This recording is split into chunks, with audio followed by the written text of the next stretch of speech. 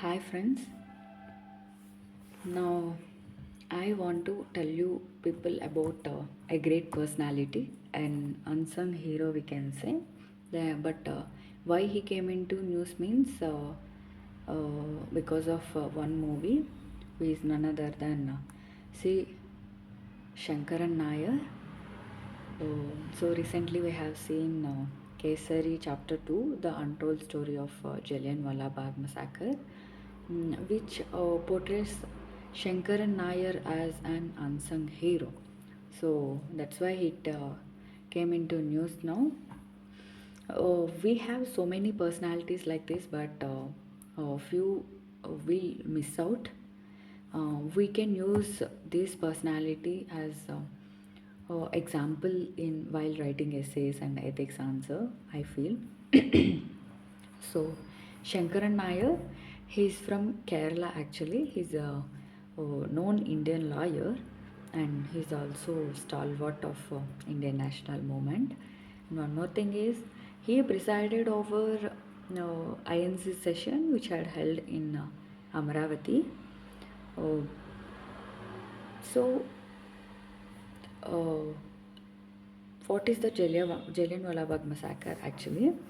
Uh, Britishers introduced Rowlatt Act in the backdrop of uh,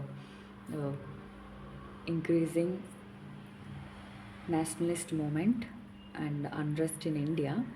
So, to protest against the Rowlatt Act, conflicts had started.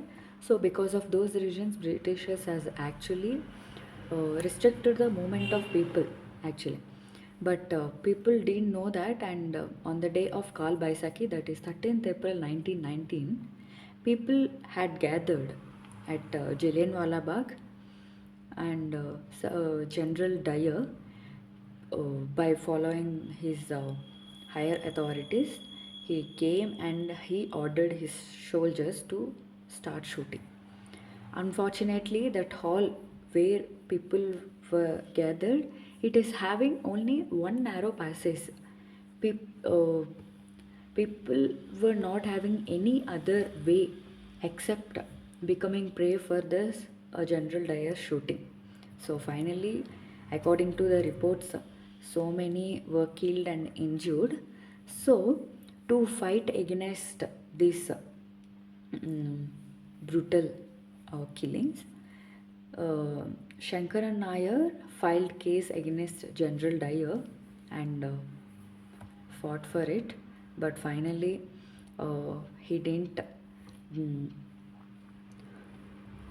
he didn't win the case, and instead of that he paid some amount of money, as it is as they consider it as defamation case. So this thing we can find in other books also. So what I recently got to know about Shankaran Nair, I want to share with you people. We can say a few incidents. We can quote it in any paper if they are relate to that topic. So, first one, that is, he's a member of London's National Liberal Club. He's a staunch advocate of universal liberty and equality. These two things are directly we can see in ethics syllabus.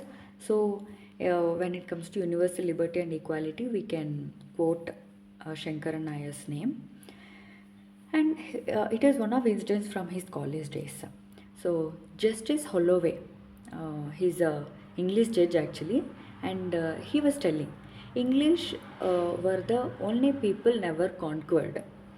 So in reaction to this statement by Holloway, Nair told Adolphe Thayer, a French historian, stated that Normans had conquered and enslaved the English in 1666 in the Battle of Hastings.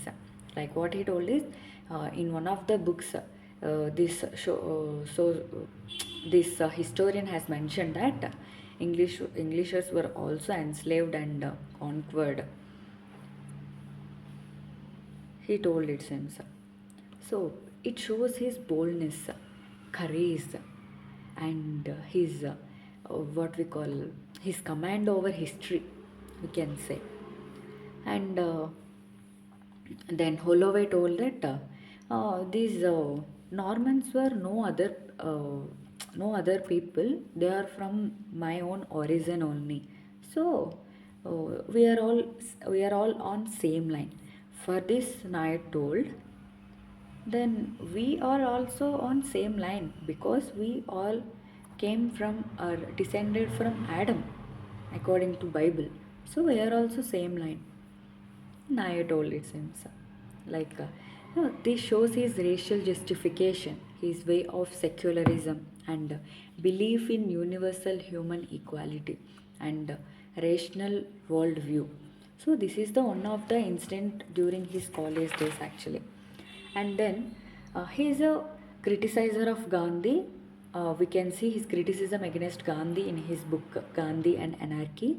But still, those two, Gandhi and Nair, are having few similarities. That is, they emphasized on village republics, autonomous village republics, because villages are the backbone of the country. If we develop those villages, country will be developed ultimately. And he is a passionate social reformer like Gandhi, and he also became a president of social reform movement. So when it comes to contributions of Nair, he attempted to reform matrilineal system among Kerala's Nairs. There is a system in Kerala's Nairs, that is marriage system, in which girl will be from Nair's family and boy will be from non-Nair family. That is not legal one also, and it's not that strong bond. If girl wants, she can come out of that marriage relation and she can marry some other person, and they follow that matrilineage, like children inherit from mother's line. And here maternal uncle plays important role in the development of the growth of children. So the advantage from this Kerala's Nair marriage was uh, father is father won't have an important role in the development or growth of children. Father is having very less role.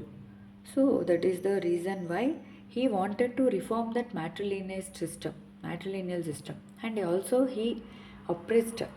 Uh, he tried to fight against caste oppressions and gender disparities in Hindu law, and he believed in secularism. He always a strong advocator of opposer of not mixing religion with politics, and he criticized Gandhi for the very reason that he took Khilafat movement, uh, Khilafat hesitation as a base for non-cooperation movement, because Khilafat issue is a completely religious issue. So he took that as a base. And Nair admired Buddha and Christ. And one more important thing is Nair is the member of Viceroy's Council in charge of education. So, as a Viceroy's Council member in charge of education, he advocated uh, English education and English as the medium of higher education. For primary, we can education can be in vernacular languages, but primary higher education should be in English, because it is essential for India's political progress and social reform and women's emancipation. And one more incident from Nair's life is he resigned from his Viceroy's council member in protest against Jallian Wala Bhag massacre, and he faced an interview with the then uh, Viceroy Chelmsford, and Chelmsford asked Nair, it seems, would you suggest any successor to you? Who is that? I told, yes, I can suggest, and he showed his pune. Chelmsford was, what? Nair was, why not?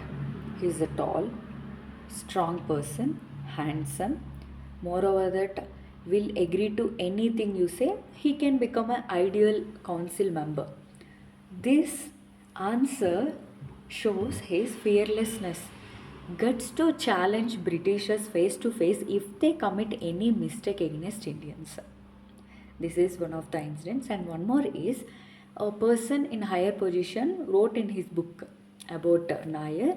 Once, when he had conversation with Nair, that person asked, it seems, your time in the Viceroy's Council must have been the most powerful and fruitful period of your life.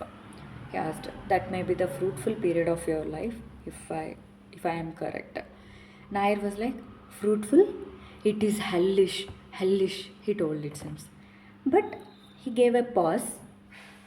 Then he told, still, perhaps it was fruitful because I didn't have regrets that I could have done that.